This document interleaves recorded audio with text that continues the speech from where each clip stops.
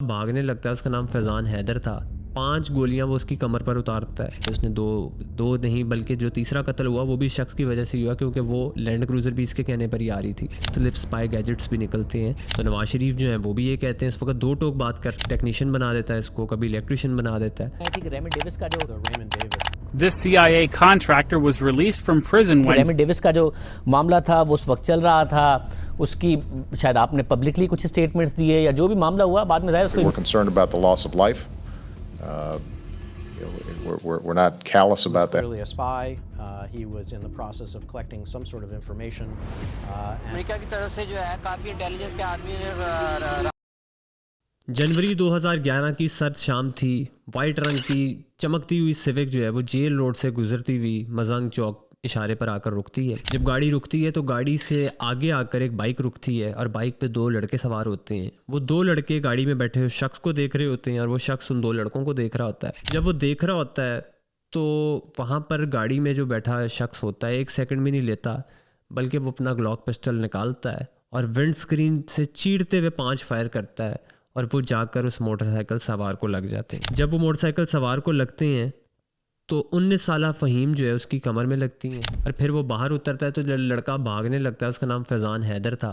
5 गोलियां वो उसकी कमर पर उतारता है और उसके बाद एक अफरा तफरी का माहौल बन जाता है। भगदड़ मच जाती है, लोग परेशान हो जाते हैं कि ये एकदम क्या हुआ है, इशारा अभी ग्रीन भी नहीं हुआ, रेड सिग्नल पे इतना बड़ा काम हो गया है, गोलियां चल गई हैं।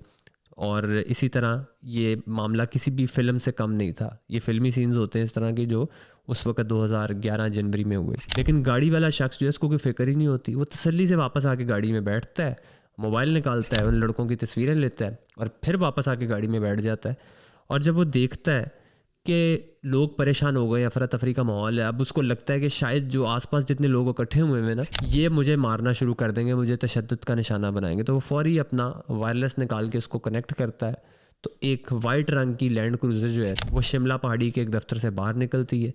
जब गाड़ी बाहर निकलती है तो गाड़ी के अंदर स्याह लिबास में जो है वो कमांडोज़ होते हैं, जिन्होंने स्याह रंग के चश्मे पहने होते हैं, हाथ में उनके बंदूकें होती हैं। वो उस गाड़ी में निकलते हैं और जब वो देखते हैं कि रश है तो वो वन वे आना शुरू कर देते हैं। जब वो वन वे आ रहे होते हैं तो सामने से एक लड़का 26 साल बहादुर रहमान कॉस्मेटिक्स का सामान लेकर आ रहा होता है और वो जब गाड़ी उसके साथ हिट करती है तो वो लड़का मौके पर मर जाता है और वो गाड़ी रोनती हुई उसको वहाँ से चली जाती है। अब ये जो वाइट लैंड क्रूज़र थी ये इस होंडा सिविक के पास जा रही थी, मगर होंडा सिविक में जो शख्स मौजूद था उसको ऐसा लग रहा था कि शायद अब ये लोग इसको मारेंगे, तो वो भी वहाँ से गाड़ी भगा देता है। अब ये लैंड क्रूज़र जिस वक्त वहाँ पहुँचती है और वहाँ पर रश होता है तो ये गाड़ी वन वे जा रही होती है और वाइट होंडा सिविक वाला शख्स जो है वो अनारकली की तरफ चला जाता है। जब अनारकली की तरफ जाता है तो वहाँ पर इतनी देर में पुलिस को इत्तला दे दी जाती है और पुलिस उस गाड़ी के पीछे होती है कि वाइट होंडा सिविक को ढूंढा जाए। जब ये शख्स गाड़ी लेकर अनारकली के पास पहुँचता है तो वहाँ पर एक ट्रैफिक वार्डन इस गाड़ी के सामने आकर रुक जाता है और फिर इस वाइट होंडा सिविक वाले को गाड़ी रोकनी पड़ती। जब ये गाड़ी रोकता है तो पुलिस वाला इसको नीचे उतार लेता है। मौके पर जब पुलिस मोबाइल्स पहुंचते हैं तो शख्स को गिरफ्तार कर लेते हैं।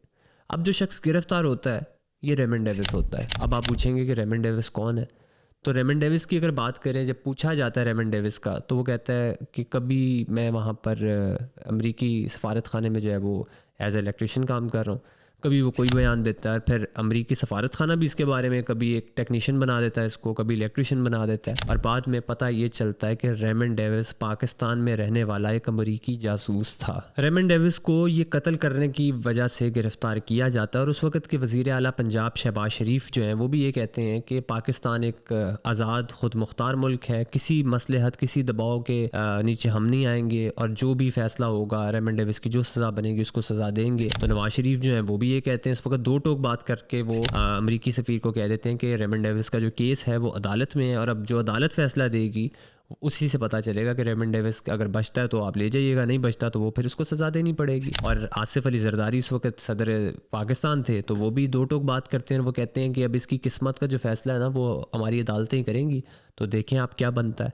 तो इसी तरह सब लोगों ने जो है लोगों को यकीन दहानी करवाई कि इसकी जो सज़ा बनती हम इसको सज़ा देंगे। लेकिन उस वक्त भी एक धड़ा ऐसा मौजूद था जो ये कहता था कि ये होना कुछ नहीं है, इन लोगों ने रेमंड डेविस को भगा देना है। और ये जितने इस वक्त हमारे सियासतदान थे ये सब एक ही बात करते रहे, झूठी तसल्लियाँ देते रहे कि रेमंड डेविस को हम सज़ा दिलवाएंगे। उसने दो नहीं बल्कि जो तीसरा कत्ल हुआ वो भी शख्स की वजह से हुआ, क्योंकि वो लैंड क्रूज़र भी इसके कहने पर ही आ रही थी। 3 कत्ल हो गए, 2 इसने खुद किए और 1 इसकी वजह से हुआ। तो ये शख्स जो है उसको सेफ़ शेल्टर देने की बातें जो थी वो उस वक़्त गर्म थी, और यही कहा जा रहा था कि इसको ख़ासा प्रोटोकॉल मिल रहा है। इसको जिस वक्त कोट लखपत जेल में रखा गया तो इसकी वहाँ पे भी खाने पीने की फरमाइशें थी। फिर इसने ये कहा कि मुझे फ़ीमेल जो है फिजियोथेरेपिस्ट वो अरेंज करके दें, और जो वॉशरूम इसके लिए था इसको वहाँ पे वॉशरूम की टाइल्स और कहते हैं कि वहाँ पर जो कमोड था उसका कलर पसंद नहीं आया, तो इसके कहने पे वो भी चेंज किया गया। और इसकी सेल के पास जो है ज़्यादा हाई अलर्ट सिक्योरिटी थी, इसको बड़ा सिक्योर रखा गया। और इसके बाद अगर आप ये समझें कि शायद ये कोई एक मामूली सा ही हिट एंड रन केस था, तो ऐसा नहीं था। ये एक बहुत बड़ा हाई प्रोफाइल किस्म का केस था कि एक गैर मुल्की आपके मुल्क में 3 बंदों को सरेआम उड़ा दे, किसी पर गोलियां बरसा दे या किसी को गाड़ी मार दे। तो ये इतना मामूली केस नहीं था, एक बहुत हाई प्रोफाइल केस था। बहरहाल इसको जिस वक्त थाने लेके जाया जाता है उस वक्त पूछा जाता है तो ये जवाब सही तरीके से नहीं देता, मगर जब इसकी गाड़ी की तलाशी ली जाती है जिसके अंदर से वायरलेस हैंडसेट निकलता है और मुख्तलिफ स्पाई गैजेट्स भी निकलते हैं जिस वक्त पकड़ लिए जाते हैं और पता ये चलता है कि ये जासूसी कर रहा था। और फिर इसकी जिस वक्त लोकेशन चेक की जाती है तो वो भी कंटोनमेंट में कोई मदरसा था, वहाँ के लोगों से इसके राब्ते भी थे, मुलाकातें भी थी और ये वहाँ पर जाता भी था और इसकी वो जो लोकेशन थी वो बार बार वहाँ पर एंट्री एग्जिट नज़र आ रही थी। इस सब के बाद जब बात करते हैं 16 मार्च 2011 की दोपहर की कि जब अदालती कार्रवाई शुरू होती है तो इसको एक पिंजरे में बंद करके लाया जाता है और ऐसे लग रहा था कि शायद लोगों को इससे नहीं बचाना बल्कि इसको लोगों से बचाना है, तो इसको एक पिंजरे में बंद करके लाया जाता है।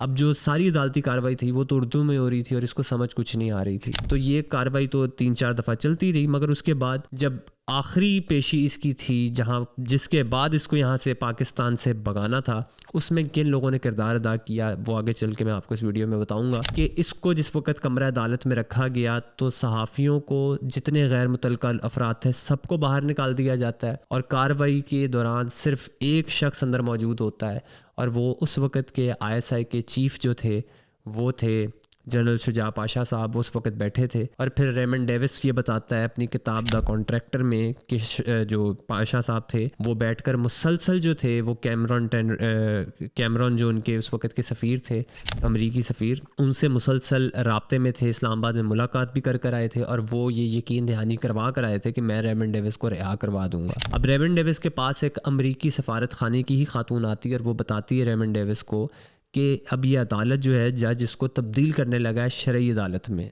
जिसकी वजह से उसको समझ ही नहीं आती कि ये शरई अदालत में कहाँ जा रहा है मेरा केस, और वो डर जाता है। लेकिन वो कहती है कि तुम बेफिक्र रहो, आज हम तुम्हें यहाँ से लेकर जाएंगे। और उसके बाद होता भी यही है कि जो 3 लोग जिनकी 3 लोगों की बातें की, जिसमें फैज़ान हैदर भी है, जिसमें इबादुर रहमान भी है और जिसमें वो तीसरा लड़का जो है जिसको सबसे पहले जिसकी कमर में जो है वो 5 गोलियां उतारी जाती हैं, तो वो शख्स भी बीच में है। और फ़हीम 19 साला फ़हीम था, वो शख्स भी बीच में ही है। और इन तीनों के ख़ानदानों को लाकर बिठाया जाता है वहाँ पर और उस किताब के मुतल्लिक़ ये पता चलता है कि इन तीनों ख़ानदानों से पूछा गया कि आपने अपनी ज़बानें बंद रखनी हैं, ये पैसे मिलेंगे $1,30,000 ये मिलेंगे, इसके बाद बाहर निकल के मीडिया के सामने कोई गुफ्तगू नहीं करनी, कोई बयानबाजी नहीं करनी। उनके मोबाइल ले लिए, उन लोगों को कोट लखपत जेल में बंद कर दिया गया, डरा धमका कर उनको सिर्फ अदालत उस दिन बुलाया गया ताकि वो अपने शनाख्ती कार्ड जज को दिखाकर रसीद हासिल कर सकें। और उसके बाद उन्होंने रसीदें हासिल की और फिर उन्होंने कोई भी बात नहीं की। और उसके बाद ये भी कहा गया कि ये जो पैसे हैं वो अमेरिका ने दिए हैं, मगर उस वक़्त जो बिल क्लिंटन है उन्होंने इनकार किया, उन्होंने कहा हमने कोई पैसे नहीं दिए। मगर बाद में ये बात आई कि ISI ने बाद में बिल पेश किया है और उस वक्त पैसे उन्होंने अपनी जेब से दे दिए थे। तो रेमंड डेविस अपनी किताब में ये भी जिक्र करता है कि जिस तरीके से मैंने जिन लोगों के ख़ानदान के फ़र्द उड़ाए, उनके साथ ISI के जितने लोग थे उन्होंने जिस तरीके का सलूक अपनाया वो मेरी वजह से जो है अपनाया। मगर बहुत सारे लोग ये भी कहते हैं, जो बहुत सारे दानिश्वर हैं वो ये कहते हैं कि रेमंड डेविस का ये किताब लिखने का एक स्पेसिफ़िक मकसद था। वो मकसद क्या था उस मकसद की बात तो नहीं कर सकते, मगर रेमंड डेविस को जिस तरीके से यहाँ से निकाला गया वो इस तरीके से निकाला गया कि शरई तौर पर ये मामला देखने में आता है कि जब इस तरह के वाक़यात होते हैं तो खून बहा कीमत दी जाती है और खून बहा कीमत देने के बाद वो शख्स जो है उसकी रिहाई हो जाती है। तो रेमंड डेविस के साथ भी यही हुआ कि उन लोगों को प्रेशराइज़ कर कर उनको पैसे दिए गए।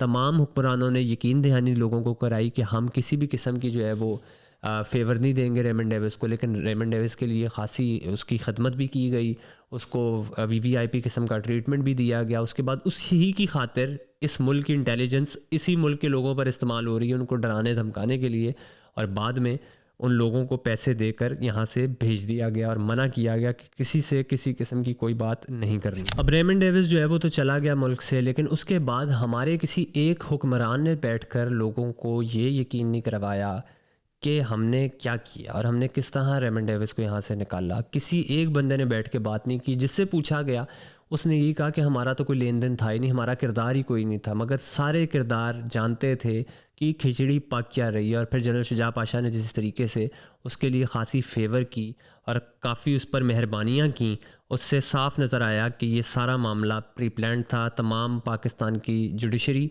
तमाम तर पाकिस्तान के जितने पॉलिटिशियंस थे, एवरीबडी नोज़ कि ये हो क्या रहा है। ये कोई आम केस नहीं था कि ऐसे ही उसको आपने वापस भेज दिया। उसके लिए बाकायदा तौर पर जो है वो जहाज़ खड़ा हुआ था और ये जानते थे कि आज हमने इसको रिहा करवा लेना है।